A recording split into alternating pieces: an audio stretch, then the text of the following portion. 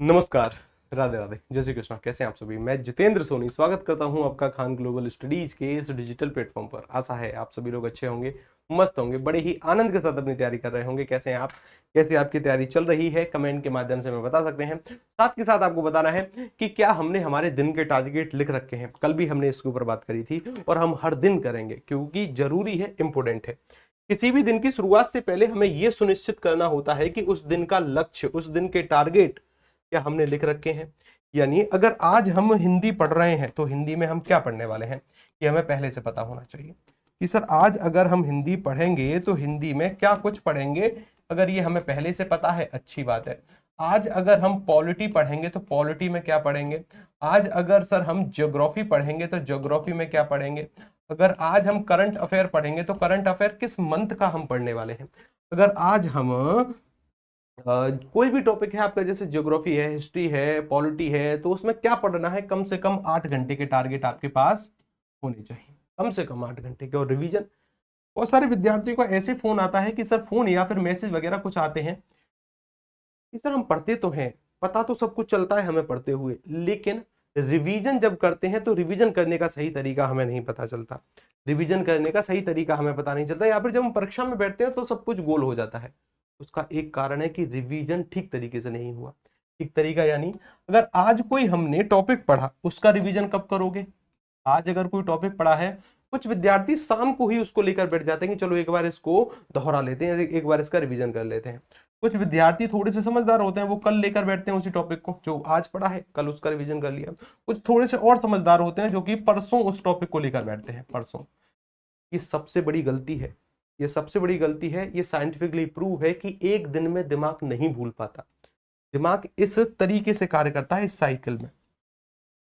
एक दिन में दिमाग भूल ही नहीं सकता। अगर आज कोई टॉपिक पढ़ा, कल उसको कंप्लीट नहीं भूल सकते आप। हो सकता है उसका कुछ भाग भूल जाओ, कुछ हिस्सा उसका भूल जाओ।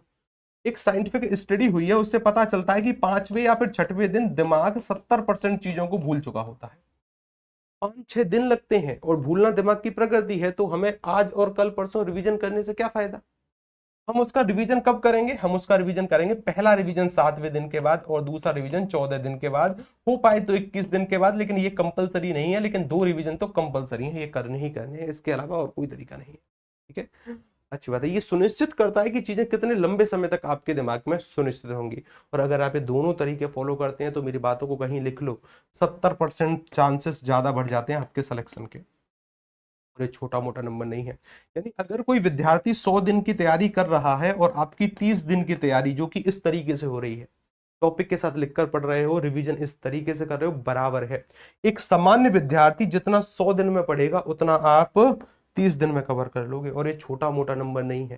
ठीक है जी। चलिए, अमन यादव जी हमारे साथ हैं, स्टडी बॉय जी हमारे साथ हैं, अजीत जी हमारे साथ हैं, आरती जी हैं, नेचर जी हैं, और सनी प्रताप जी हमारे साथ हैं, और कैप्टन जी हमारे साथ हैं, निधि शुक्ला जी हमारे साथ हैं, निधि मिश्रा जी हैं, रजनीश जी हमारे साथ हैं, इंडियन आर्मी जी हैं। आप सभी का तहे दिल से स्वागत है, आप सभी का तहे दिल से अभिनंदन है। आज की क्लास को शुरू करते हैं। और आज की क्लास को शुरू करने से पहले सभी को राधे राधे है। राधे राधे के साथ साथ जो कल का जो होमवर्क का सवाल था वो यहां से शुरू होता है। कल ये होमवर्क का सवाल था, उत्तर बताइए। ये प्रादेशिक शब्द में प्रत्यय बताना है। क्या बताना है? प्रत्यय। अब जरा ध्यान से देखिएगा, थोड़ा सा इंपॉर्टेंट टॉपिक है। हमारी हिंदी में हमने कल भी देखा था कितने शब्द हैं सर, 2 लाख से अधिक शब्द हमें हमारी हिंदी में देखने को मिलते हैं। कितने शब्द देखने को मिलते हैं? 2 लाख से अधिक। एग्जैक्ट डेटा 2,60,000 से भी ज्यादा है, लेकिन हम मोटा मोटा पढ़ लेते हैं कि 2 लाख से अधिक शब्द हैं, जिसमें से 85% शब्द सर हमारी हिंदी के हैं। किसके? हिंदी के हैं, और भारतीय भाषाओं से मिलकर बने हैं। भारतीय भाषाओं से मिलकर बने हैं। और 15% शब्द अगर देखे जाएं तो सर ये विदेशी शब्द हैं। विदेशी शब्द सर बाहरी जो शासक आते हैं ना हमारे हिंदुस्तान पर, उनके भाषा की झलक देखने को मिलती है। और विदेशी शब्द जो है ना, इनमें से सर्वाधिक विदेशी शब्द हैं फारसी भाषा के। किस भाषा के शब्द हैं सर्वाधिक? किस सर्वाधिक है? फारसी भाषा के शब्द हैं, लिख कर रखिए। ठीक है, फारसी भाषा के। अगर हम यहां पर देखें कि सर ये जो 2 लाख से अधिक शब्द हैं, हिंदी के पास ऐसे कितने तरीके हैं कि इन 2 लाख शब्दों को बढ़ाया जाए। 2 लाख शब्दों को बढ़ाया जाए। बचपन में हमने वो टॉपिक पढ़े हैं, लेकिन अब हमें उनके बारे में पता नहीं है कि क्या इनसे भी हम शब्द बढ़ा सकते हैं क्या। एक तरीका हमने बचपन में पढ़ा था बाबा आदम के जमाने में, जैसे हम जोड़ा करते थे ना, विद्या के साथ आलय का योग किया करते थे। याद आ रहा है कुछ कि सर विद्या के साथ आलय का योग किया तो एक नया शब्द बनकर आता था, विद्यालय। आता था ना, विद्यालय। यहाँ पर सर बड़ा आ हुआ करता था, यहाँ पर बड़ा आ हुआ करता था, मिलकर जो बनता था वो बड़ा आ ही बनता था। वर्णों का जो योग था, वर्णों का जो योग था, इसे हम कहा करते थे संधि। क्या करते हैं? संधि। यानी सर अगर वर्णों के जुड़ाव को संधि कहते हैं और वर्णों को जोड़कर मैं नए शब्द बना सकता हूं, एक तरीका तो यह है संधि, जिससे मैं नए शब्द बढ़ा सकता हूं हमारी हिंदी में, इन शब्दों की संख्या को बढ़ाया जा सकता है, पहला तरीका। दूसरा कि सर अभी तक तो मैं वर्णों को जोड़ रहा हूं, अगर मैं ऐसा कहूं, मैंने कहा नीली है जो गाय, क्या कहा मैंने? नीली है जो गाय, नीली है जो गाय, तो उसको मैं कह सकता हूं सर नील गाय। क्या कह सकता हूं? नील गाय। अब मैंने क्या किया, अभी तक तो मैंने वर्णों को जोड़कर नया शब्द बनाया, अब मैंने शब्दों को जोड़कर नया शब्द बनाया, और जो शब्दों के जुड़ाव से नए शब्द बनते हैं उन्हें हम क्या कहते हैं? इस प्रक्रिया को कहा जाता है समास। क्या कहते हैं? समास। और अगर इसी शब्द को इसके मूल में तोड़ दें तो ये प्रक्रिया कहलाती है विच्छेद। क्या कहलाती है? विच्छेद। लिख लो कहीं पर, संधि अलग है, विच्छेद अलग है, दोनों एक दूसरे के जानी दुश्मन है। कट्टर, कट्टर मतलब बहुत बड़े, ये इसका विलोम है, ये इसका विलोम है, संधि का विलोम विच्छेद। इसी तरीके से इस शब्द को इसके मूल शब्दों में तोड़ें तो ये प्रक्रिया कहलाती है व्यास। क्या कहलाती है? व्यास। समास और व्यास एक दूसरे के विलोम है, एक दूसरे के जानी दुश्मन है। जैसे दिन का विलोम क्या होता है? दिन का विलोम होता है सर रात, एक दूसरे के दुश्मन है ना, इसी तरीके से। तो सर दूसरा जो तरीका है ये कहलाता है समास। समास के द्वारा हम शब्दों को बढ़ा सकते हैं। क्या करते हैं? समास के द्वारा शब्दों को बढ़ा सकते हैं। एक तरीका है प्रत्यय। प्रत्यय कैसे सर? मानकर चलिए हमारे कंप्यूटर जी हैं, और कंप्यूटर जी की जो धर्मपत्नी है उन्हें हम क्या कहेंगे? चलिए आसान भाषा में लेकर चलते हैं। मैं अपने कंप्यूटर जी को प्यार से कहता हूं सेठ। क्या कहता हूं मैं? सेठ जी कहता हूं बड़े प्यार से कंप्यूटर जी को। तो इनकी धर्मपत्नी को क्या कहूंगा? इनकी धर्मपत्नी को कहूंगा सेठानी। सेठानी कहूंगा ना, तो सर यहां पर आनी नामक प्रत्यय जोड़ा गया है, बीच में आनी जोड़ दिया, बीच में क्या? अंत में जोड़ दिया आनी। ये जो अंत में जोड़ने की कला है जिससे नया शब्द बन गया, यही प्रत्यय कहलाती है।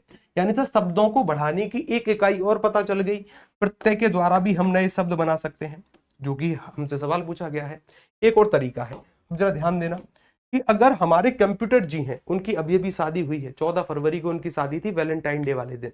आपको पता है ना, शायद जो पुराने विद्यार्थी होंगे उनको तो पता होगा, कंप्यूटर जी की शादी हुई है जी 14 फरवरी को। बड़ी ही खुशलाए, बड़ी ही खुशी वाली बात है और बड़ी ही खुशी मिजाज वाली जिंदगी है इनकी। हमारे कंप्यूटर जी की शादी के बाद ना उनकी धर्मपत्नी का बर्थडे आता है, और वो कहती हैं कि हमें हार चाहिए, कहीं से भी ला कर दो हमें हार, हार चाहिए, मुझे 9 लखा दिला दे वो वाला गाना गाया और बोले कि हमें तो हार चाहिए, हार ला कर दीजिए। और बेचारे कंप्यूटर शादी में खर्चा हुआ बहुत ज्यादा, कहाँ से हार लेकर आए, और वो भी 9 लाख का हार नहीं लेकर आए। तो इनकी धर्मपत्नी हमारी स्टूडेंट निकली, उन्हें उपसर्ग के बारे में जानकारी थी, उन्होंने इसके आगे कुछ जोड़ दिया, इसके आगे कुछ जोड़ दिया। तब एक नया शब्द मार्केट में प्रकट हुआ उसी समय, प्रहार। क्या शब्द हुआ मार्केट में? कौन सा शब्द आएगा? प्रहार। फिर तो कंप्यूटर जी के ऊपर इतने प्रहार होने लगे। कैसे प्रहार? सारा काम मैं ही करूं क्या, सासू माँ के भी ताने मैं सहूं, घर की साफ सफाई भी मैं करूं, भी जो बच्चे हैं उनको भी मैं संभालूं, उसके साथ साथ बाहर भी जॉब मैं करूं, सारे काम मैं करूं, और जैसे ही मेरा जन्मदिन आया तुमने हार नहीं दिया।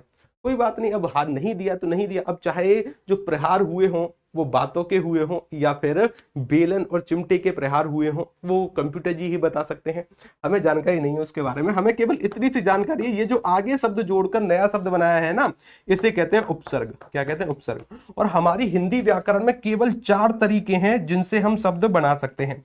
उपसर्ग यहां लिख लो, ठीक है, उपसर्ग यहां लिख लो, केवल 4 तरीके हैं ये, जिनसे 2 लाख से जो 2 लाख शब्द है ना, 2 लाख से अधिक, इन शब्दों को 4 लाख, 8 लाख, 10 लाख करने के केवल 4 तरीके हैं हिंदी के पास। और इन चारों तरीके जो है ना, किसी भी परीक्षा की रीढ़ की हड्डी होती है। रीढ़ की हड्डी यानी इनसे सवाल बनते ही बनते हैं। अब देखिए, अब हमें अधिक जानकारी जाननी है। प्रत्यय जो है सर हम सीख चुके हैं, शब्द के अंत में प्रयोग होते हैं, शब्द के अंत में हम जोड़ते हैं, ये हमारा प्रत्यय है। 2 प्रकार के होते हैं, एक होते हैं सर कृदंत प्रत्यय। कैसे प्रत्यय होते हैं? एक होते हैं सर कृदंत प्रत्यय, एक होते हैं सर हमारे तब्दिक प्रत्यय। कैसे प्रत्यय? एक कृदंत प्रत्यय, एक तब्दिक प्रत्यय, ये दोनों इंपॉर्टेंट है। कई बार कृदंत प्रत्ययों की संख्या पूछी जाती है, कितना बताओगे? 28 होती है। तब्दिक प्रत्यय सर या तो ऐसे प्रत्यय जो उसकी संज्ञा के अंत में जोड़े जाएं, या सर्वनाम के अंत में जोड़कर नए शब्द बनाएं, या फिर विशेषण के अंत में जोड़कर नए शब्द बनाएं, उन्हें कहते हैं हम, उन्हें क्या कहते हैं हम? उन्हें कहते हैं हम कृदंत प्रत्यय यानी तब्दिक प्रत्यय। और कृदंत प्रत्यय सर ऐसे प्रत्यय जो कि क्रिया या फिर क्रिया के मूल रूप धातु में जोड़कर बनाए जाए, कृदंत प्रत्यय। अब इस वाले सवाल पर ध्यान दो, शब्द है सर प्रादेशिक। क्या है? प्रादेशिक। इस वाले सवाल पर ध्यान देते हैं, जरा देखिए, जरा इस वाले सवाल पर ध्यान दो। ये देखिए कि सर एक शब्द है, यहां पर मूल शब्द है देश। क्या शब्द है? देश। देश के अंत में जोड़ा गया है एक, और देश के प्रारंभ में जोड़ा गया है प्रा। क्या जोड़ा गया है? अच्छा, बड़े आ की मात्रा है, प्रा जोड़ा।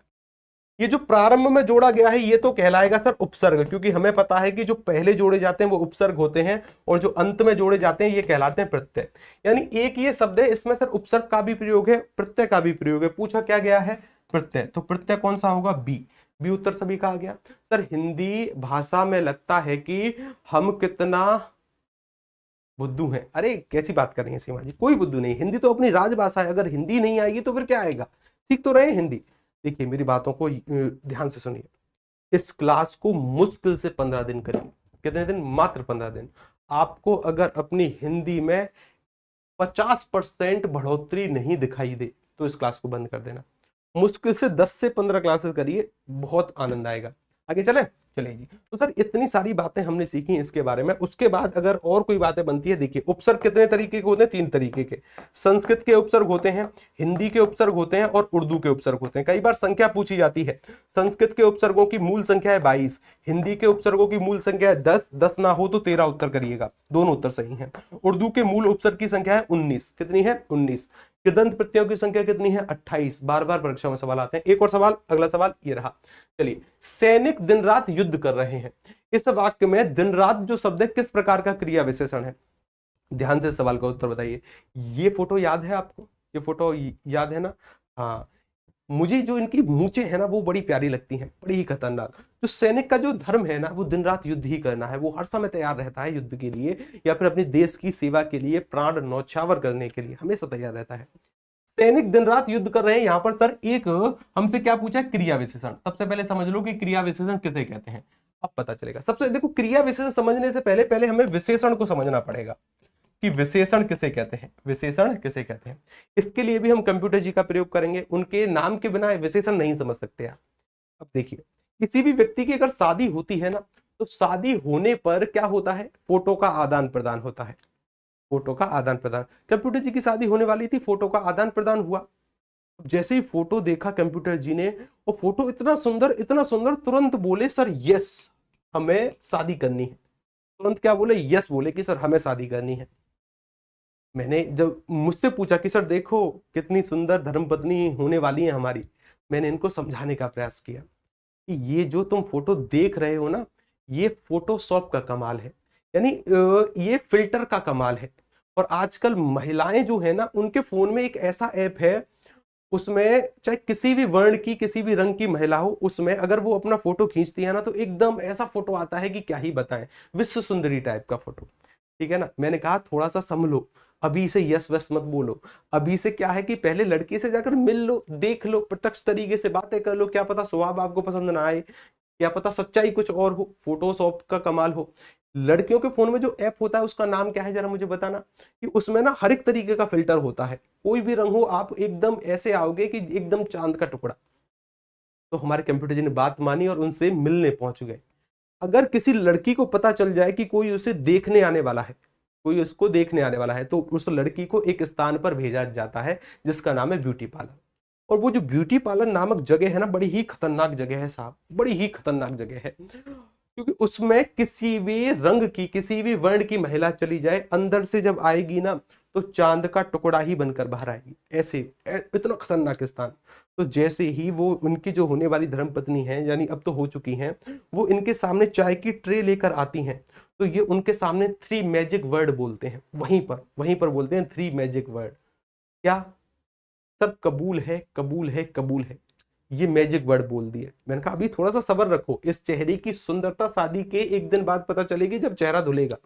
उसके बाद में पता नहीं कबूल है होगा कि पता नहीं क्या होगा। ठीक है ना? तो इस तरीके से आपको नहीं करना है। हमें क्या करना है कि जो विशेषण है ना, हमारे कंप्यूटर जी ने जैसे ही उस लड़की की तस्वीर देखी तो क्या बोले? वो बोले कि सर सुंदर लड़की है। कैसी लड़की है? सुंदर लड़की है। तो सर इस लड़की की विशेषता इस शब्द ने बताई, सुंदर शब्द ने।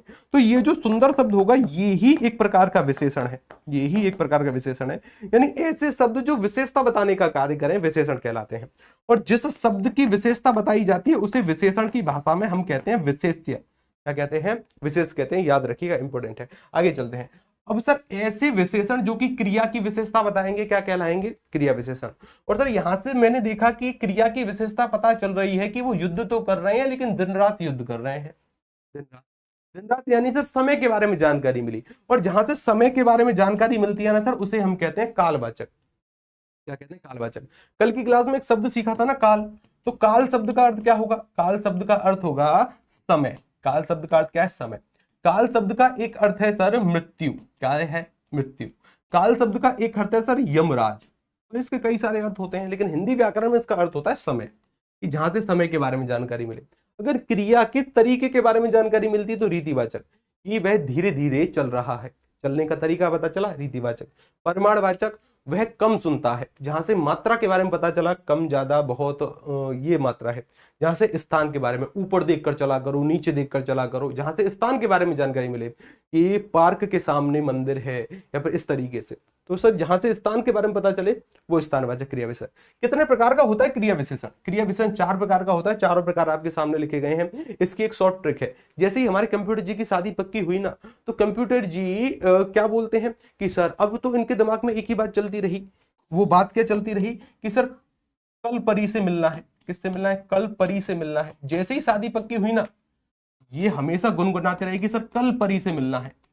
तो हमने एक शॉर्ट ट्रिक बना दी। हालांकि मैं शॉर्ट ट्रिक का विरोधी हूं, मुझे बिल्कुल पसंद नहीं शॉर्ट ट्रिक, लेकिन मेरा एक पक्ष ये भी है कि अगर एक छोटी सी लाइन से आपको आपकी परीक्षा में सवाल आपके सही हो रहे हैं तो वो तरीका गलत भी नहीं हो सकता। जितना सही भी है उतना गलत भी है। कई बार क्या होता है, ज्यादा शॉर्ट ट्रिक पढ़ने की वजह से वो शॉर्ट ट्रिक मिक्स हो जाती है। तो हम बेसिक कॉन्सेप्ट भूलकर शॉर्ट ट्रिक पर अगर केंद्रित रहेंगे ना, तो शॉर्ट ट्रिक किसी काम की नहीं। लेकिन फिर भी अगर याद कर रहे हो तो ठीक है। तो इनके दिमाग में होता है कि कल परी से मिलना है। का से बन गया कालवाचक, पा से परमाण, रा से रीतिवाचक, सा से स्थानवाचक। ये 4 प्रकार के क्रिया विशेषण होते हैं। आगे चलो, अगला वाला सवाल ये रहा। उग्र। उग्र शब्द का विलोम शब्द बताइए।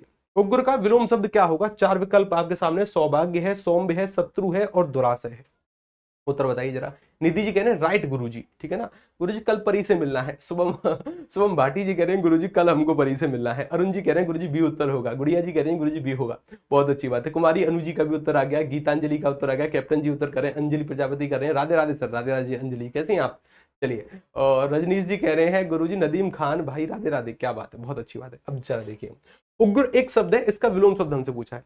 विलोम शब्द हम सभी को पता होते हैं, लेकिन फिर भी हमारे उत्तर गलत होते हैं। उसका एक कारण है, केवल एक कारण, एक के अलावा और कुछ नहीं। क्या कारण है? कि सर हम ये नहीं समझ पाते कि जो शब्द हमसे विलोम शब्द में पूछा गया है कि वह संस्कृत का है, और अगर संस्कृत का शब्द है तो उसका विलोम शब्द संस्कृत में ही आएगा। अगर वह शब्द सर हिंदी का है, अगर वह शब्द हिंदी का है तो हिंदी वाले शब्द का उत्तर हिंदी वाले शब्द में ही हम चुनकर आते हैं, तब उत्तर सही होते हैं। ये हम पहचान पाए कि जो पूछा गया शब्द है वह संज्ञा है, तो संज्ञा का उत्तर संज्ञा में ही आएगा। और जो पूछा गया शब्द है सर वो विशेषण है, तो विशेषण का उत्तर विशेषण में ही आएगा। किसमें आएगा? विशेषण का उत्तर विशेषण में ही आएगा। विशेषण पता चल गया ना कैसे कहते हैं? हाँ, विशेषता बताने वाले शब्द। तो सर ये हमें देखना होता है। यानी देखो मैं कहने का क्या प्रयास कर रहा हूं कि अगर आपसे रात का विलोम शब्द पूछा और विकल्प इस तरीके से दिए मैंने, अच्छा रुकिए, पहले मैं दिन का पूछता हूं, दिन का। और दिन का मैंने विलोम शब्द पूछा और मैंने आपसे कहा कि मुझे बताइए इसका विलोम शब्द क्या होगा। मैंने एक विकल्प में लिखा है रात्रि, एक विकल्प में लिखा है छपा, एक विकल्प में लिखा है विवाहवरी, विवाहवरी, विवाहवरी। एक विकल्प में लिखा मैंने निशा, क्या लिखा? निशा। एक विकल्प में लिखा जी मैंने रात। अब बताइए, अब देखिए मैंने यहाँ पर आपको 4 से ज्यादा विकल्प दे दिए हैं, कोई बात नहीं है, लेकिन बताइए क्या हो सकता है इसका विलोम शब्द? दिन का विलोम शब्द क्या होगा? तो कैसी बात कर रहे हो, हमें तो पता है दिन का विलोम शब्द, ये तो छोटी सी बात है। दिन का विलोम शब्द सर रात होगा। उनका आपने रात ही उत्तर क्यों चुना, रात्रि क्यों नहीं चुना, रात्रि क्यों नहीं किया? उसका केवल एक कारण है कि सर मुझे पता है कि दिन एक हिंदी भाषा का शब्द है, हिंदी भाषा के शब्द का हिंदी भाषा में ही विलोम शब्द करते हैं। रात ही होगा, रात्रि नहीं होगा। ये संस्कृत का शब्द है। अगर यहां पर दिन की जगह एक संस्कृत का शब्द होता दिवस, क्या होता दिवस, तब मैं रात्रि उत्तर करता। तब सर यहां पर रात उत्तर नहीं होता इसका। ये ध्यान हमेशा में रखना कि अगर संज्ञा है, सर्वनाम है, हिंदी का शब्द है, संस्कृत का शब्द है, तब उत्तर सही होंगे। आगे चलिए, एक शब्द सर उग्र, हमें पता है संस्कृत का शब्द है, विलोम शब्द पक्का संस्कृत में आएगा। किसमें आएगा? संस्कृत में। बताइए जरा। उग्र कहते हैं एक बहुत ही तेज स्वभाव को, जो गुस्से वाला स्वभाव होता है ना, जो काफी रौद्र वाला जो स्वभाव होता है उसे कहते हैं। गुस्से का यही प्रतीक है। सौभाग्य नहीं होगा, शत्रु नहीं होगा और दुराशय नहीं होगा, सौम्य। इससे सौम्य शब्द का अर्थ होता है मृदु, मधुर, सरल, ये सभी इसके अर्थ होते हैं। 20 का सटीक उत्तर है। सौभाग्य का दुर्भाग्य होगा, शत्रु का मित्र होगा, दुराशय का सदाशय विलोम शब्द होगा। आगे चले, अगला वाला सवाल ये रहा। चलिए जी, देखो कुछ इंपोर्टेंट विलोम शब्द हमने संग्रह में दिए हैं जो कि विभिन्न परीक्षाओं में पूछे गए हैं। आपका एक नैतिक दायित्व है, एक नैतिक कर्तव्य है, जब ये क्लास खत्म होगी तो टेलीग्राम से पीडीएफ डाउनलोड करना और इनको पढ़ना। आगे चलिए, गई भैंस पानी में, ये कई बार मेरे मुंह से आपने सुना होगा कि गुरुजी गई भैंस पानी में, यानी इसका भाव क्या है। देखो ये रही भैंस, ये गई पानी में, ये गई पानी में। इस मुहावरे का अर्थ बताइए। अब 2-3 मिनट के लिए शांति के साथ केवल सुनना, ठीक है। देखिए मुहावरा जो है ना, इससे बहुत सवाल आते हैं हमारी परीक्षा में। मुहावरा, सबसे पहला सवाल आता है कि ये शब्द किस भाषा का है। तो याद रखिए ये शब्द है सर हमारा अरबी भाषा का। किस भाषा का? हिंदी भाषा का शब्द ही नहीं है। पहला ही सवाल ये बनता है। और अरबी भाषा के हिंदी में बहुत सारे शब्द हैं, जैसे औरत शब्द मैंने लिखा, मैंने एक शब्द लिखा आदमी, मैंने एक शब्द लिखा मतलब, क्या लिखा? मतलब। मैंने एक शब्द लिखा हलुआ, क्या लिखा मैंने? हलुआ शब्द लिखा जी मैंने। ये सभी शब्द सर अरबी भाषा के शब्द हैं। और अरबी भाषा में हलुआ जो शब्द है ना, इसका अर्थ होता है मीठा। हलुआ जो डिश है, जो व्यंजन है, वो तो भारत का है, लेकिन ये जो शब्द आया है ना उस डिश के लिए, ये अरब की भाषा से आया है। जो मुहावरे होते हैं ना, क्या ये पूर्ण वाक्य होते हैं? क्या ये पूर्ण वाक्य होते हैं? नहीं सर, ये पूर्ण वाक्य कभी नहीं होते, ये पूर्ण वाक्य नहीं होते।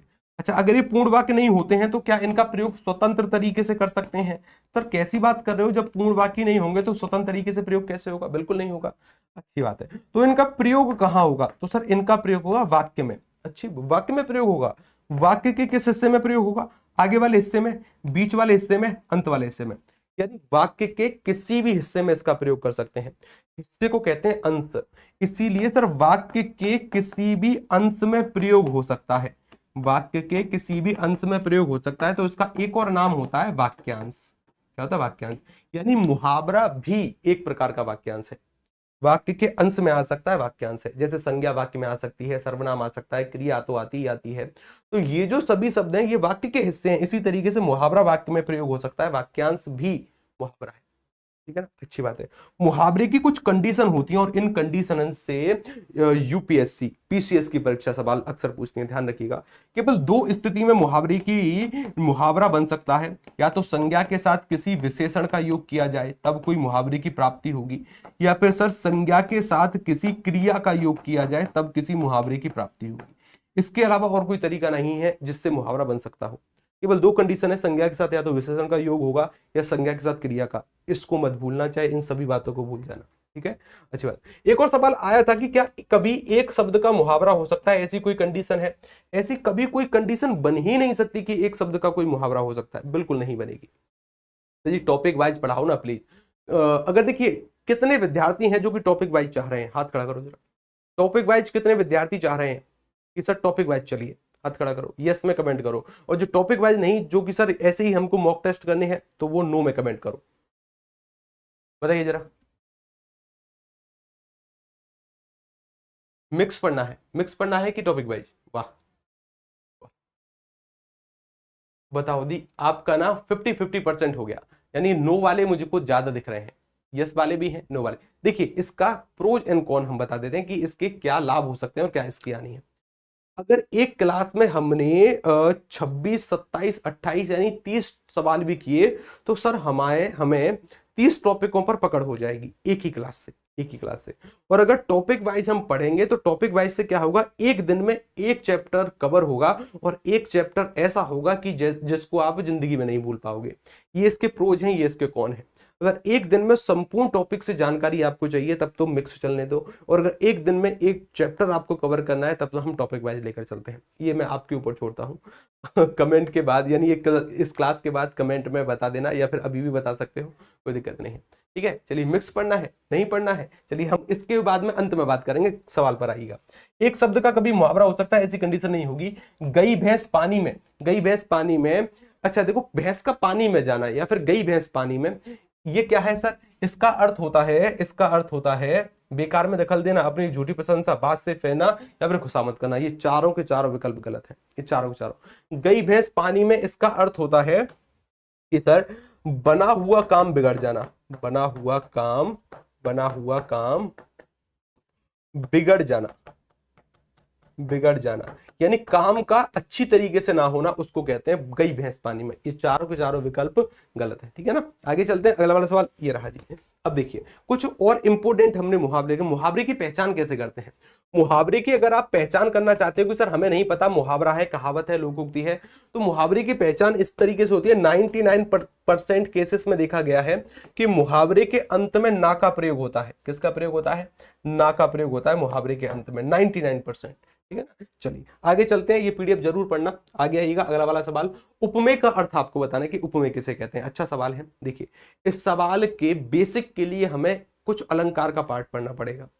अरविंद जी कह रहे हैं गुरुजी प्रणाम गुरुजी, सर आरओ की ऐप क्लासेस ऐप से हटा क्यों दिए सर, क्या कसूर है हम बैच वालों का? किसने कहा कि आरओ की बैच की क्लास हट गई है?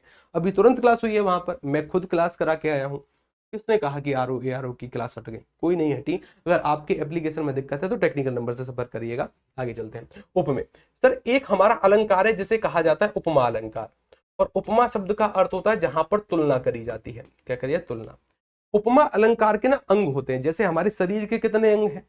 हमारे हिंदू शास्त्रों के अनुसार शरीर के 6 अंग माने गए हैं। 2 सर हमारे हाथ माने गए हैं, 2 पैर माने गए हैं, 1 सिर माना गया है, 1 धड़ माना गया है। 6 अंग माने गए हैं। कितने अंग माने गए हैं? 6 अंग। तो अगर ये 6 अंग है, इसलिए कई बार बोलते हैं कि साष्टांग दंडवत करिए। साष्टांग यानी 6 अंग आपके जमीन पर होने चाहिए, साष्टांग उसे बोलते हैं। साष्टांग ढोक दीजिए, साष्टांग दंडवत करिए, ठीक है ना। 6 अंग होते हैं इसलिए। सर जो उपमा अलंकार है ये 4 अंगों से मिलकर बनता है। कितने अंगों से? 4 अंगों से, जिसमें से पहला अंग है उपमेय। क्या अंग है? उपमेय, जिससे हमसे सवाल पूछा है। दूसरा अंग है सर उपमान। तीसरा अंग है जिसे कहते हैं वाचक शब्द। क्या कहते हैं? वाचक शब्द। और चौथा अंग है जिसे कहा जाता है साधारण गुण। कुछ लोग साधारण गुण की जगह इसको साधारण धर्म भी कह देते हैं, बात वही है। इसके लिए पहले हमें एक पंक्ति समझनी पड़ेगी। पंक्ति क्या है? वो पंक्ति को मैं इधर लिख देता हूं। यहां देखिए वो पंक्ति सर इस वाली स्लाइड पर मैं लिख देता हूं, यहां पर ध्यान दो। एक पंक्ति लिखी मैंने, पीपर पात सरिस मन डोला। किसने पहली बार ये पंक्ति पढ़ी है? किसने पहली बार ये पंक्ति पढ़ी है कि पीपर पात सरिस मन डोला? ध्यान देना, कई बार हमारे माता पिता ना हमारी तुलना पड़ोस के बच्चे से करते हैं कि वर्मा जी के लड़के की तरह पढ़ाकर, शर्मा जी के लड़के की तरह पढ़ाकर। तो इसका भाव क्या है? इसका भाव ये है कि वो हमारी तुलना कर रहे हैं उससे कि भाई तुम उसके जैसा पढ़ो, उसके 98% आए, तुम्हारे 33% रह गए, ऐसा कैसे हो गया? तुलना अगर आप करने वाले हैं ना किसी से भी, तुलना करना बहुत बुरी बात है, ठीक है ना। अच्छी बात है, अपने बच्चों की इस तरीके से तुलना मत करना। जब भी आप पेरेंट्स बनो, जब भी आप माता पिता बनो, बहुत गलत बात होती है। तो यहां पर मैंने क्या किया, यहां पर पीपल पात सरिसमन डोला, इस शब्द का अर्थ है सर पीपल। पीपल का पेड़ आपके गांव, आपके शहर में भी होगा।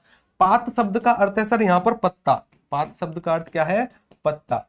सरिस शब्द का अर्थ है समान। क्या अर्थ है? समान। मन का अर्थ तो बताना ही नहीं है, मन का अर्थ तो मन ही होता है। और डोला शब्द का अर्थ है सर डोलना, यानी घूमना फिरना। क्या होता है? घूमना फिरना। डोला का डोला ही अर्थ है, ठीक है ना। ये वाला डोला नहीं कि भाई 16 का डोला, वो नहीं। तो डोला मतलब मन डोल रहा है। अब देखिए यहां पर क्या हो रहा है कि सर पीपर पास सरिस मन डोल रहा है, यानी जिस तरीके से आपने देखा होगा कई बार हवा चलती है या फिर कई बार आंधी चलती है, आप कभी महसूस करके देखना कि किस पेड़ की आवाज ज्यादा आती है, यानी किस पेड़ के पत्तों की आवाज ज्यादा आती है। सर्वाधिक आवाज आती है आंधी चलने पर पीपल के पत्तों की, ठीक है ना। सर्वाधिक आवाज आती है। पीपल का पत्ता जरा सी भी वायु चले, जरा सी भी हवा चले तो इधर उधर फड़फड़ाने लगता है। यही काम हमारे मन का है। मन पर जैसे ही जरा सी विपत्ति आ जाए तो मन इधर उधर फड़फड़ाने लगता है। तो यहां पर मन की तुलना किससे करी गई है? मन की तुलना करी गई है सर पीपल के पत्ते से।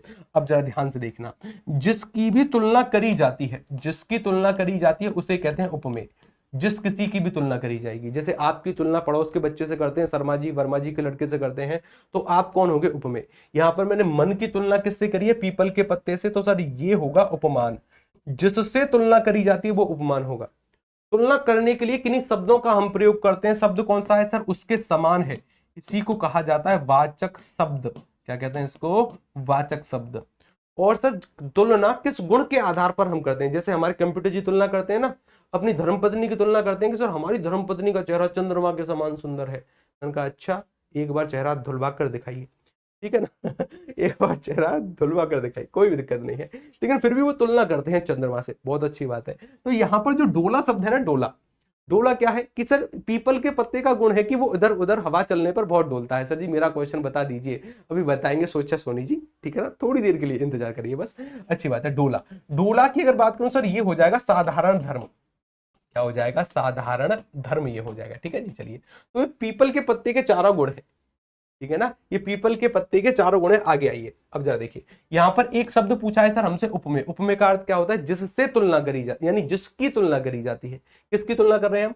तुलना उपमा का ही दूसरा नाम है। जिसकी उपमा दी जाए, उपमा का अर्थ क्या होता है सर? तुलना।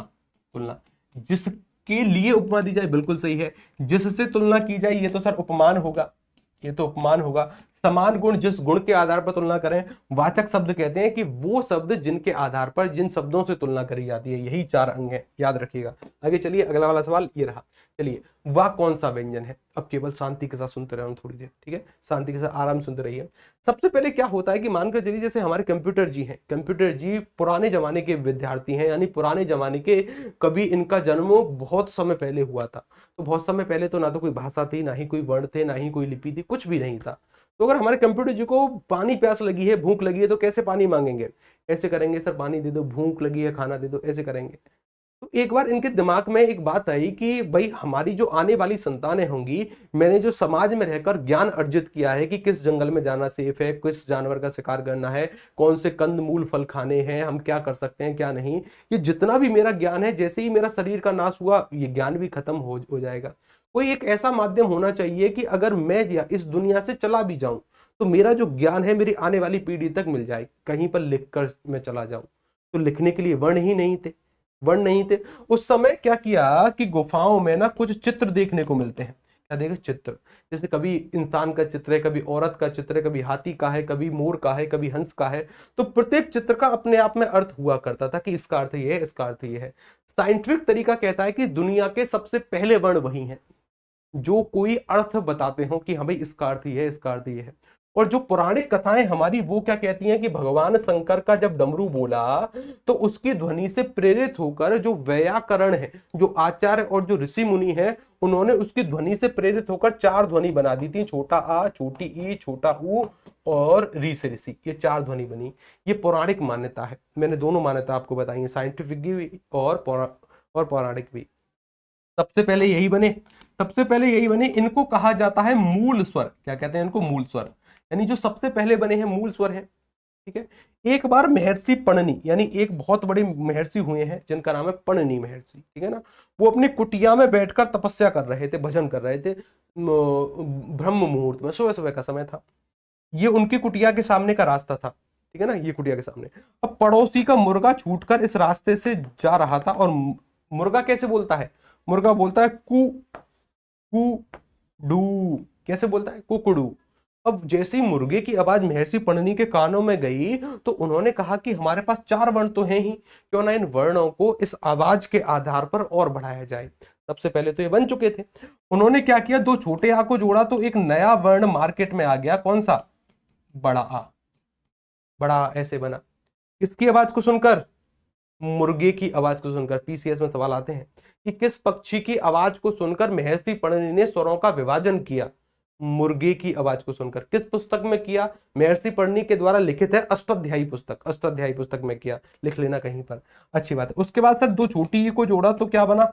एक बड़ी ई। दो छोटे ऊ को जोड़ा तो क्या बना? एक बड़ा ऊ बना। उन्होंने तो री से ऋषि को भी नहीं छोड़ा, इसको भी जोड़ दिया, इस वाले को, तो सर एक बड़ा वाला री से ऋषि बना। लेकिन समस्या ये है कि इसका प्रयोग हम हिंदी में नहीं करते, इसलिए इसको अवॉइड करके चलेंगे अभी। ये जो बड़ा वाला री से ऋषि है ना, इसका प्रयोग हिंदी में नहीं होता, संस्कृत में ही होता, संस्कृत की ध्वनि है। आगे चलते हैं जरा। उसके बाद अब देखो तीन स्वर और आ गए, तो बाकी के जो ऋषि मुनि थे वो उनसे थोड़े से जलने लगे। वो बोले कि महर्षि पणनी तो फेमस हो गए, अब हम क्या करेंगे? तो अभी तक तो समान समान जोड़ रहे थे, तो बाकी के जो चेले चपाटे थे उन्होंने क्या किया? उन्होंने असमान को जोड़ना शुरू किया, उन्होंने छोटे आ के साथ छोटी ई को जोड़ा तो बधाई हो छोटी ए हुई है, ठीक है ना। उसके बाद जैसे ही छोटी ए हुई तो इसको छोटे आ के साथ जोड़ दिया, फिर से ढोल बजे बधाई हो बड़ी ए हुई है। उसके बाद छोटे आ के साथ फिर छोटे ऊ को जोड़ा गया तो छोटा ऊ बना, तो सर ये छोटा ओ हो गया। जैसे छोटे आ के बाद जैसे ही इस छोटे ओ को जोड़ा तो सर एक बड़े ओ का निर्माण हो गया, एक बड़े ओ का। तो स्वरों का जो क्रम है, स्वर कैसे बने हैं, ऐसे बने हैं। स्वर कैसे बने, ऐसे। महर्षि जो पढ़नी है ना हमारे बेरोजगार बालक, भाई साहब खतरनाक नाम है आपके, बेरोजगार बालक। बड़ी खतरनाक। सूर्य अरहर में उपसर्ग क्या है सर, हे भगवान। देखिए कुछ मूल शब्द होते हैं, कुछ मूल शब्द होते हैं, और उन मूल शब्दों में उपसर्ग का निकाल पाना अपने आप में खतरनाक बात होती है। इस वाले सवाल पर ध्यान दीजिए। अब सर ये सभी वर्ण आ गए, सभी वर्ण। अब धीरे धीरे धीरे धीरे वर्ण बनते गए, उसके बाद बने सर हमारे अंत्यस्थ वर्ण। क्या बने, हमारे अंत्यस्थ वर्ण बने, अंत्यस्थ। और अंत्यस्थ वर्ण में 4 वर्ण हम पढ़ते हैं जिनका उच्चारण अंतः मन से होता है। कौन कौन से, एक है सर या, एक है सर रा, एक है सर ला, एक है सर वा। उसके बाद बने सर ऊष्मीय वर्ण। ऊष्मीय वर्ण हमने इनको इसलिए कहा क्योंकि इनके उच्चारण में मुंह से ऊष्मा निकलती है। कौन कौन से बन गए सर, एक सीटी वाला सा बना सर, एक सीटी वाला सा। कौन सा बना सर, एक बना सीटी वाला सा, एक षटकोण वाला सा, एक सवाल वाला सा, एक हाथ से आती, ये 4 बन गए, ठीक है। अब देखिए ये दोनों का अपने आप में करेक्शन है। ये जो सीटी वाला सा है और ये जो रा है ना, इन दोनों का उच्चारण तालु के द्वारा होता है, ठीक है ना। ये जो रा है और ये जो वा है, यानी ये जो षटकोण वाला सा है, इनका उच्चारण मूर्धा के द्वारा होता है। और ये जो ला है और ये सवाल वाला सा है, इनका उच्चारण दंत के द्वारा होता है। बच गया वा, क्या बच गया, वा। वा का उच्चारण 2 स्थानों से होता है, एक तो दंत और ओष्ठ, लिख लेना कहीं पर। दंत ओष्ठ वर्ण कौन सा है, वा। और हा की अगर बात करेंगे, फिर जरा हा बोल कर देखो तो पता चलेगा कि गले से ध्वनि आ रही है, यानी इसका उच्चारण कंठ के द्वारा होता है। और कंठ यानी मुंह के अंदर एक छोटी सी टुप्पली लटकी हुई है जिसको कहते हैं तालु, जिसको कहते हैं वो कोआ कहते हैं, जिसको क्या कहते हैं, कोआ। उस कोए के द्वारा इसका उच्चारण होता है। और कोए को संस्कृत में कहते हैं काकल्य। तो कई बार सवाल आते हैं कि काकल्य वर्ण कौन सा है, काकल्य वर्ण हा से हाथी है जिसका उच्चारण कंठ के द्वारा होता है, ठीक है। लेकिन अभी रुकिए, यहां पर और किस तरीके के सवाल आ सकते हैं, अब जरा ध्यान से देखना, ये इंपोर्टेंट बात है। और सवाल पीसीएस में, यूपीएससी में और स्टेट पीसीएस की परीक्षा या फिर कोई भी वनडे की परीक्षा यहां से सवाल पूछती है कि सर ये जो या है और ये जो वा है, इनका उच्चारण लगभग ऐसे होता है कि हमने स्वर का उच्चारण कर दिया। जैसे स्वर बिना किसी अवरोध के उच्चारित होते हैं ना, तो हमारे व्यंजनों में ये 2 ऐसे व्यंजन हैं जो कि बिना अवरोध के उच्चारित होते हैं। अवरोध होता है लेकिन कम होता है, और कम होता है इसी आधार पर हमने इनका नाम दिया है अर्धस्वर। अर्धस्वर, सीधे सीधे सवाल आते हैं कि अर्धस्वर की संख्या कितनी है, या निम्नलिखित में से अर्धस्वर को पहचानिए कौन सा होगा। बोलने में संघर्ष नहीं करना पड़ता, इसीलिए इनको कहते हैं संघर्षहीन। क्या कहते हैं, संघर्षहीन वर्ण। अच्छा सर, रा का उच्चारण करके देखो, महसूस होगा कि जिह्वा में कंपन हो रहा है। बोलो जरा रा, र महसूस करो, जिह्वा में कंपन हो रहा है ना। इसी कंपन के आधार पर इसे कहा जाता है प्रकंपी। क्या कहते हैं इसको, प्रकंपी कहते हैं इसी कंपन के आधार पर। और ऐसा भी प्रतीत होता है कि सर रा जैसे ही मैंने बोला तो जिह्वा से लुढ़क गया, गिर गया। इसी गिरने के आधार पर इसका एक और नाम होता है लुंठित। क्या नाम होता है, लुंठित। इंपोर्टेंट है, ये दोनों शब्द आते हैं रा के लिए। अगर बच गया सर हमारा ला। ला के उच्चारण में क्या होगा, जिह्वा दांतों को छूने जाएगी ऊपर, और जैसे ही दांतों को छूने ऊपर जाएगी तो मुंह के अंदर बनने वाली जो हवा है वो अगल बगल से बाहर आएगी। और संस्कृत में इसी अगल बगल को पार्श्व कहते हैं। क्या कहते हैं, पार्श्व। तो कई बार सवाल आते हैं कि निम्नलिखित में से पार्श्विक वर्ण पहचानिए। ये पार्श्विक वर्ण है हमारा, ठीक है ना, ये पार्श्विक वर्ण है। कई बार हमें दिक्कत होती है कि सर पहले सीटी वाला सा लिखें कि पहले षटकोण वाला सा, पहले सवाल वाला सा आएगा कि पहले सीटी वाला सा। बड़ी दिक्कत होती है। जैसे मैंने कहा मुझे मॉरिशस लिखकर दिखाओ, तो भाई मॉरिशस कैसे लिखा जाएगा, तो जी हमने मॉरिशस ऐसे लिखा। अब हम फंस गए कि सर पहले सवाल वाला सा लगाएं कि सीटी वाला सा। तो हमेशा पहले सीटी वाला सा आता है, हमेशा पहले सीटी वाला सा, उसके बाद में सवाल वाला सा। अब सही है मॉरिशस। मैंने कहा शासन लिख के दिखाओ मुझे, तो पहले हमेशा सीटी वाला सा, उसके बाद में सवाल वाला सा। अब शासन सही है, ठीक है ना। तो इस तरीके के जो सवाल हैं हम आगे पढ़ते रहेंगे, जानते रहेंगे, देखते रहेंगे। चलिए जी, तो सर वाक किस प्रकार का व्यंजन होगा, सर ये एक प्रकार का अंत्यस्थ व्यंजन होगा। ऊष्म तो सर हमारे ये रहे। यहां से लगभग हर एक परीक्षा में सवाल देखने को मिले हैं। आगे इस पर भी बात करेंगे। आगे चलते हैं, अगला वाला सवाल ये रहा। अब देखो यहाँ पर हमने सभी व्यंजनों के बारे में जानकारी दी है, एक बार इसको पढ़ना। स्पर्श व्यंजनों की संख्या देखो का से लेकर मां तक यहाँ पर लिखी गई है, टोटल 25 होती है। लेकिन यूपीएससी और जो पीसीएस की परीक्षा है जहां पर हम लिखकर उत्तर करके आते हैं, वहां इसका उत्तर करते हैं हम 16। क्या करते हैं? 16। उसके बारे में अभी हम बात करेंगे कि 16 उत्तर क्यों करते हैं। ठीक है, आगे चलते हैं। एक और सवाल यहाँ देखिए, इनमें से तारक चिन्ह कौन सा है? इंपोर्टेंट सवाल है, स्टार बनाओ इस सवाल पर। सर आप सिटी वाला से क्यों बोलते हो? सर आप सिटी वाला सा क्यों बोलते हो? क्योंकि बचपन से आदत है। सर जी कितना है? सर जी बेरोजगार वाला कह रहा है सर फी कितना है हिंदी ग्रामर का? फी कितना है हिंदी ग्रामर का? अभी कोई फ्री नहीं, अभी फ्री है, पढ़ते रहो, आराम से शांति से पढ़ो। ठीक है, चलिए आगे चलते हैं। सर तारक चिन्ह पूछा है, विराम चिन्हों के बारे में जो जानकारी देने वाले सबसे पहले आचार्य बनते हैं, जो सबसे पहले मुनि बनते हैं, उन मुनि का नाम क्या है? उन मुनि का नाम है गुरु कामता प्रसाद। और जब जब हिंदी में गुरु कामता प्रसाद जी का नाम आए ना, तो दिमाग में सोचना कि 7 तोपों की सलामी। इतने खतरनाक खतरनाक नियम दिए हैं, सभी जितने भी व्याकरण है वो एक तरफ और ये अकेले एक तरफ। इनके कुछ अपवाद भी हैं, कुछ भिन्न भी नियम होते हैं। तो जब जब गुरु कामता प्रसाद जी का नाम आए ना, सोचना कि 7 तोपों की सलामी दिमाग में ही। ठीक है, गुरु कामता प्रसाद जी, इन्होंने कहा कि हमारी हिंदी के तो कुछ विराम चिन्ह है ही नहीं, हमने विराम चिन्ह चुराए हैं। और किस भाषा से चुराए हैं? इन्होंने कहा हमने विराम चिन्ह लिए हैं इंग्लिश भाषा से। फिर इनसे पूछा कि कितने विराम चिन्ह लिए हैं हमने, तो ये बोले कि 20 हैं, और 20 के 20 हमने कहां से लिए हैं? इंग्लिश से लिए हैं। माफी चाहूंगा, इंग्लिश से लिए हैं। ठीक है ना, अच्छी बात है। अब ये पूछा गया कि चलो ठीक है, आपने कह दिया कि 20 लिए हैं, लेकिन जब हम वेद पढ़ते हैं और वेद में जब कोई दोहा होता है, वेद में जब कोई दोहा होता है उसके अंत में सर ये वाला, और जब पूरी तरीके से अंत होता है तो दोहा के अंत में ऐसा कोई चिन्ह देखने को मिलता है, यानी इसको कहते हैं पूर्ण विराम। ये अभी भी हिंदी में प्रयोग होता है। फिर ये बोले कि नहीं जी 19 होते हैं, और एक क्या होता है? एक हमने संस्कृत से लिया है, एक तो 19 इंग्लिश से लिए हैं, एक संस्कृत से लिया है। और जो संस्कृत से लिया है उसका नाम क्या है? उसका नाम है पूर्ण विराम। क्या नाम? पूर्ण विराम, क्योंकि संस्कृत के ऋग्वेद में प्रयोग होता है, संस्कृत के ऋग्वेद में प्रयोग होता है। यहां पर हमसे पूछा गया तारक चिन्ह। तारक चिन्ह सर ये वाला है, बी वाला, इसको कहते हैं तारक चिन्ह।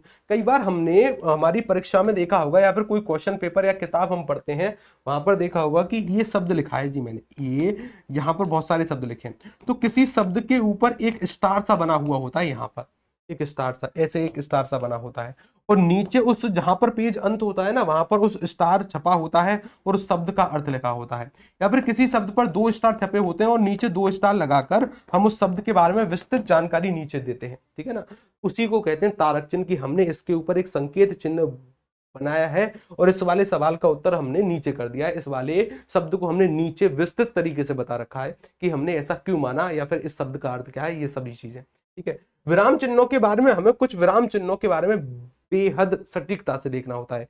ये वो 20 विराम चिन्ह है जो कि गुरु कामता प्रसाद जी के द्वारा माने गए हैं। अभी हमें किस पर ध्यान देना है?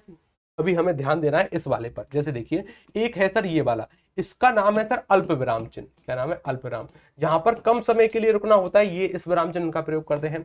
इसका नाम है सर अर्ध विराम चिन्ह, जहां पर इससे ज्यादा रुकने का भाव प्रदर्शित हो, इसका नाम है अर्ध विराम, इसका प्रयोग करते हैं।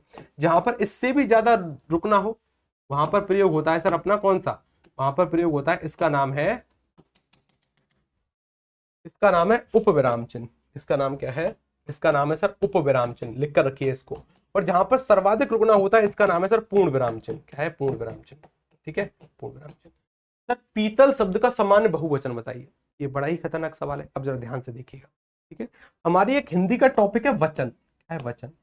जब हमने हमारे कंप्यूटर जी से पूछा कि बताइए वचन कितने होते हैं, तो ये बोले सर कैसी बात, हमें तो पता है, हमारी शादी हुई है, 7 वचन लिए थे सर जब हमने फेरे लिए थे। तो 7 वचन लिए थे आपने? बहुत अच्छी बात है, आपको ऐसा नहीं करना है इनकी तरह। हमारी हिंदी में वचन शब्द का अर्थ होता है संख्या, और हिंदी के अनुसार संख्या या तो एक वचन होगी, या तो एक वचन होगी, एक के बाद सीधा होगी बहुवचन। क्या होगी? बहुवचन। फिर मैंने अपनी जानकारी के लिए इनसे फिर से पूछा कि बताइए बहुवचन किसे कहते हैं। तो ये बोले कि सर कैसी बात, बहुवचन आप पूछ रहे हो? हमें पता है कि सर हम डेली अपनी बहू को वचन देकर आते हैं कि आज ऑफिस से जल्दी आऊंगा, आज कोई शैतानी नहीं होगी, आज मैं आऊंगा तो तुम्हारे लिए गिफ्ट लेकर आऊंगा। सर मैं डेली वचन देकर आता हूं। ये वाला वचन थोड़ी है। बहुवचन कहते हैं कि जहां से दो या दो से अधिक संख्याओं के बारे में हमको जानकारी मिलती है, उसे कहते हैं बहुवचन।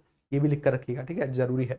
यानी देखिए ये कहां पर काम आता है, ये काम आता है कि अगर परीक्षा में इस तरीके के सवाल आ जाए कि दो लड़के घर जा रहे हैं, दो लड़के घर जा रहे हैं, घर जा रहे हैं। अब आपसे कहे कि हमें बताइए इस वाले वाक्य का वचन क्या है, और विकल्प में ऐसे दे दूं, पहले ही विकल्प में दूं सर, पहले ही विकल्प में है द्वयवचन, दूसरे विकल्प में है सर एक वचन, तीसरे विकल्प में है सर बहुवचन, और चौथा विकल्प आज ही क्रिएट हुआ है आपके लिए, हमें नहीं पता गुरुजी, हमें नहीं पता गुरुजी, ये आज ही क्रिएट हुआ है, ठीक है ना। यानी परीक्षा में आपको देखने के लिए नहीं मिलेगा, केवल यही टर्म्स एंड कंडीशन अप्लाई। बताइए इसका सटीक उत्तर क्या होगा कि सर जैसे ही विद्यार्थी ये वहां पर देखता है कि सर दो लड़के हैं, और वो तुरंत उत्तर करके आता है द्वयवचन। द्वयवचन हमारी हिंदी का कॉन्सेप्ट है ही नहीं, हिंदी में द्वयवचन होता ही नहीं है, याद रखिए। एक वचन के बाद सीधा क्या आता है, बहुवचन। जैसे ही दो या दो से अधिक संख्या मिले तो उत्तर क्या होगा, बहुवचन। यानी ये जो द्वयवचन हम करके आते हैं ना, तो हमारी भैंस सीधी कहां जाती है, हमारी भैंस पूछती है गुरुजी छोटी गंगा कहां से बहती है, और तुरंत जाती है पानी में। कहां जाती है, तुरंत जाती है पानी में। विकल्प क्रमांक सी इसका सटीक उत्तर होगा, ठीक है जी। चलिए, कुछ हमारी हिंदी में ऐसे शब्द हैं जो कि सदैव एक वचन में होते हैं, सदैव बहुवचन में होते हैं, अभी उसके बारे में बात करेंगे। पहले इस वाले सवाल को देखो। देखिए हमारी एक हिंदी का कॉन्सेप्ट है जिसका नाम है द्रव्यवाचक संज्ञा। क्या शब्द है, द्रव्यवाचक संज्ञा। द्रव्यवाचक संज्ञा ये सर तीन प्रकार की होती है, तीन यानी तीन आधार पर इसको बांटकर पढ़ते हैं। एक होती है सर ठोस, एक होती है सर गैसीय अवस्था में, एक होती है द्रव। यानी पूरे ब्रह्मांड में जितनी भी वस्तुएं जो कि ठोस द्रव गैस में मिलती हैं वो सभी द्रव्यवाचक संज्ञा है। ठोस में सर मैंने कहा पीतल है, क्योंकि शब्द हमसे पूछा गया है। मैंने कहा सोना है, चांदी है, मैंने कहा सोना, मैंने कहा सोना भी ठोस है। सोना मतलब बाबू सोना वाला सोना नहीं। जैसे ही सोना शब्द जब जब हम लिखते हैं ना, तो कंप्यूटर जी के कान खड़े हो जाते हैं कि सर जी याद मत दिलाओ वह सब सोना की। तो मैंने कहा वो वाला सोना नहीं है, बहुमूल्य धातु है सोना। और अगर गैस की बात करें ना हम, गैस में ऑक्सीजन, हाइड्रोजन, नाइट्रोजन ये सभी गैसेस हो जाएंगी। और द्रव में सर दूध, पानी, तेल ये सभी द्रव होंगे। कहीं पर लिख लो इस बात को कि जितनी भी द्रव्यवाचक संज्ञा है उन सभी का प्रयोग सामान्यतः एक वचन में होता है। किसमें होता है, एक वचन में। किसमें होता है, इस वाले एक वचन में। यानी कोई अगर आपसे कहे पीतल का बहुवचन क्या होगा, बन ही नहीं सकता सर, ठोस है इसका बहुवचन नहीं बनेगा। कोई कहेगा कि बताइए पानी का बहुवचन क्या होगा, नहीं बनेगा सर। सोना का क्या होगा, नहीं बनेगा। ऑक्सीजन का क्या बनेगा, नहीं बनेगा। ठोस द्रव गैस वाली वस्तुओं का बहुवचन नहीं बन सकता। वही सवाल है सर पीतल, पीतल की जगह चांदी होता, सोना होता, पत्थर होता, लोहा होता, कोई फर्क नहीं पड़ता, ठोस है, ठोस है। तो सर इसका बहुवचन यही होगा और कुछ नहीं होगा। सी उत्तर आ गया आपका। सर जी हीरा क्या है, हीरा भी ठोस है ठीक है ना, हीरा भी ठोस है। तो जी बिहार का गरीब लड़का। हाँ जी,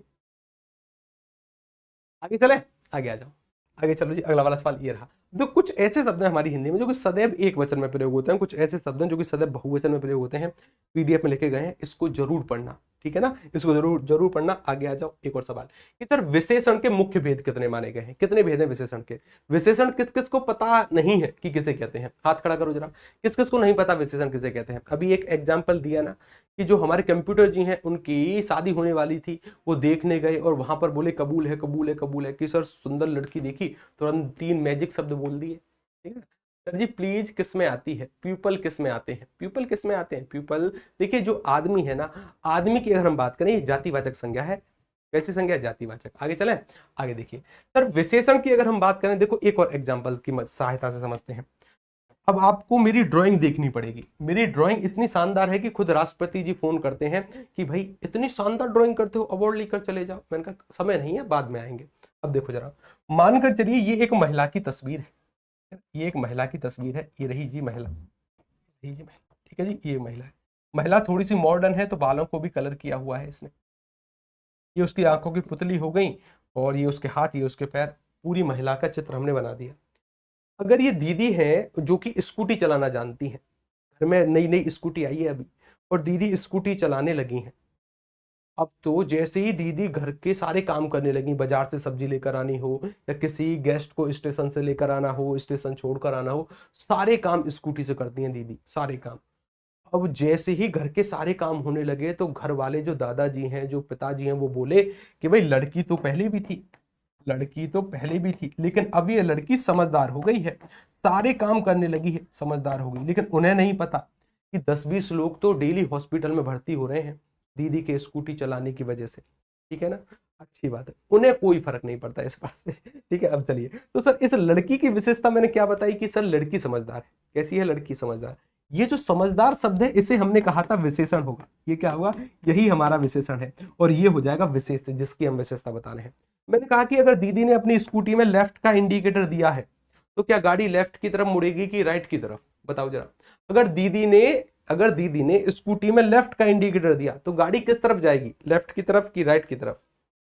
किस तरफ जाएंगी दीदी? लेफ्ट की तरफ जाएंगी। यानी सर अगर दीदी ने लेफ्ट का इंडिकेटर दिया है तो गाड़ी लेफ्ट में जाएगी कि राइट में? गुरुजी पता ही नहीं कहाँ जाएगी, ठीक है ना, पता ही नहीं, कोई भरोसा ही नहीं कि दीदी गाड़ी कहाँ मोड़ दे।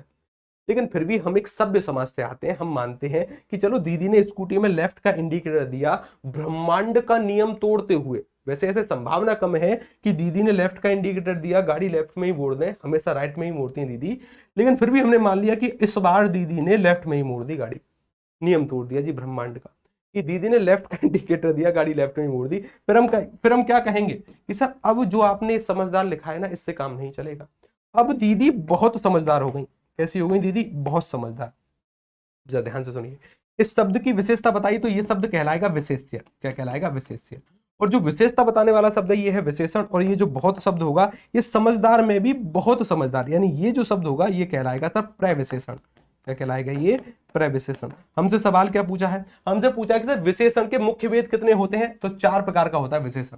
यानी जब हम किसी संज्ञा या फिर सर्वनाम की विशेषता 2 शब्दों की बता सकते हैं, या तो संज्ञा की विशेषता या फिर सर्वनाम की विशेषता हम बता सकते हैं, ठीक है ना। यानी अगर कोई आपसे पूछे कि विशेष्य की कितनी स्थिति हो सकती है? 2, या तो संज्ञा या फिर सर्वनाम। 4 प्रकार से, या तो सर गुणवाचक विशेषण, गुण, या फिर सर परिमाण, यानी जब हम मात्रा के बारे में बताएंगे परिमाणवाचक विशेषण। अब देखो मैंने गुण बताया दीदी का कि दीदी समझदार हो गई है, स्कूटी चलाने लगी है ना दीदी, 10-20 को डेली हॉस्पिटल भेज रही है दीदी। आगे चलिए सर, एक होता है संख्यावाचक विशेषण। क्या होता है? संख्या, जहां से संख्या के बारे में पता चलेगा। एक होता है सर सार्वनामिक विशेषण। ये 4 प्रकार के विशेषण होते हैं, इंपोर्टेंट है। आगे चलिए अगला वाला सवाल। इस सवाल का उत्तर 4 हो गया। एक और सवाल देखिए, ये रहा कि किस वाक्य में समुच्चयबोधक अव्यय का प्रयोग हुआ है। इस सवाल का उत्तर बताने वाले को एक चॉकलेट मेरी तरफ से, एक चॉकलेट मेरी तरफ से, एक चॉकलेट मेरे। गुरुजी जेईई का बैच, आरआरबी जेई का बैच, उसके लिए ना आपको टेक्निकल नंबर पर संपर्क करना पड़ेगा, उनसे बात करनी पड़ेगी, उनसे जरा बात करिए। फिर उसके बाद सर यूपीएसआई के लिए, यूपीएसआई के लिए तो एक क्लास है ही, ठीक है ना, यूपीएसआई के लिए है, या फिर किसी भी पीसीएस परीक्षा आपकी है, या फिर यूपीएससी की आपकी परीक्षा है, उसके लिए क्लास है, ठीक है ना। यूपीएससी पर किसी विशेष तरीके से भी हम बात करेंगे, उसके लिए परेशान मत होइएगा आप। चलिए, एक चॉकलेट वाला सवाल है, उत्तर बताइए। जिस सवाल का उत्तर आपने सही दिया तो एक चॉकलेट। हमने क्या पूछा है कि समुच्चयबोधक अव्यय। सबसे पहले शब्द को देखो कि ये अव्यय जो लिखा गया ये है क्या, किसे कहते हैं अव्यय? 2 प्रकार के शब्दों से मिलकर बना है। एक शब्द है सर यहाँ पर आ के साथ क्या जोड़ा गया है? व्यय जोड़ा गया है। आ शब्द का अर्थ होता है सर नहीं। क्या होता है? नहीं। और इस व्यय शब्द का अर्थ होता है, जैसे हम मैथ में पढ़ते हैं ना, राम की आय इतनी है, राम का खर्चा उतना है, राम का व्यय उतना है। इस व्यय का अर्थ होता है खर्चा। ऐसे शब्द जो खर्च नहीं होते उन्हें कहते हैं अव्यय। क्या कहते हैं? अव्यय। यानी अगर कहीं पर ऐसे शब्द दिखे आपको, और शब्द को सर आप लड़का के लिए प्रयोग करो, लड़की के लिए प्रयोग करो, एक वचन में करो, बहुवचन में करो, स्त्रीलिंग में करो, पुल्लिंग में करो, भूतकाल, वर्तमान, भविष्यकाल, किसी में भी करो, ये शब्द परिवर्तित नहीं होगा। कोई कहे कि और का बहुवचन क्या होगा? यही होगा। स्त्रीलिंग क्या होगा? यही होगा। इस शब्द पर कोई फर्क नहीं पड़ना। जो शब्द खर्ची नहीं होते उन्हें कहते हैं अव्यय। यानी सर जिन शब्दों में परिवर्तन नहीं होता उन्हें ही क्या कहते हैं? अविकारी कहते हैं। क्या कहते हैं? अविकारी। इसका दूसरा नाम अविकारी शब्द है। कई बार सुना होगा आपने अविकारी शब्द, यही अविकारी शब्द है जिनमें विकार यानी जिनमें परिवर्तन नहीं होता। विकारी का अर्थ होता है परिवर्तन और आ का अर्थ होता है नहीं, जिनमें परिवर्तन नहीं होगा।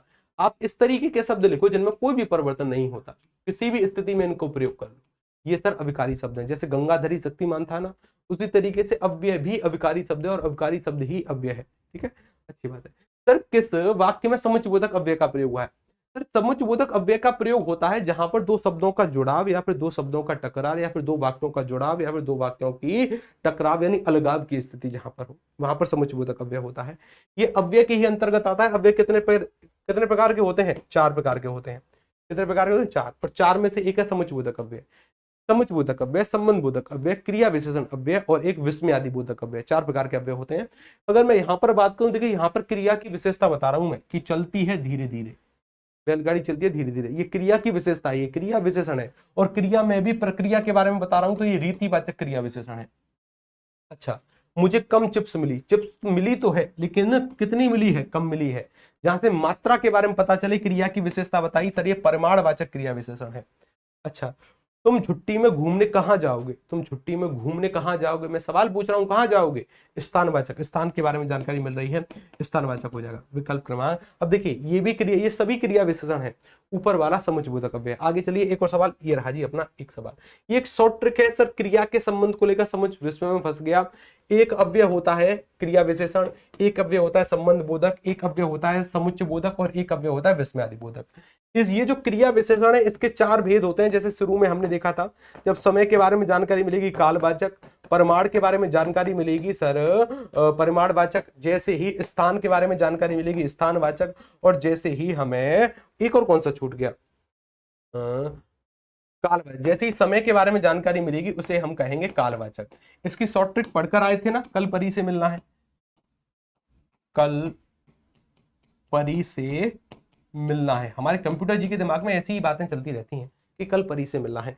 कालवाचक, परिमाणवाचक, कालवाचक, परिमाणवाचक, रीतिवाचक और स्थानवाचक, ये इसकी शॉर्ट ट्रिक है। अगला वाला सवाल ये रहा, अभिज्ञ का विलोम क्या होगा, क्या हो सकता है जी अभिज्ञ का विलोम, बताइए जरा, अभिज्ञ का विलोम क्या होगा। इस सवाल को करते हैं होमवर्क आपका, ठीक है, ये सवाल है आपका होमवर्क।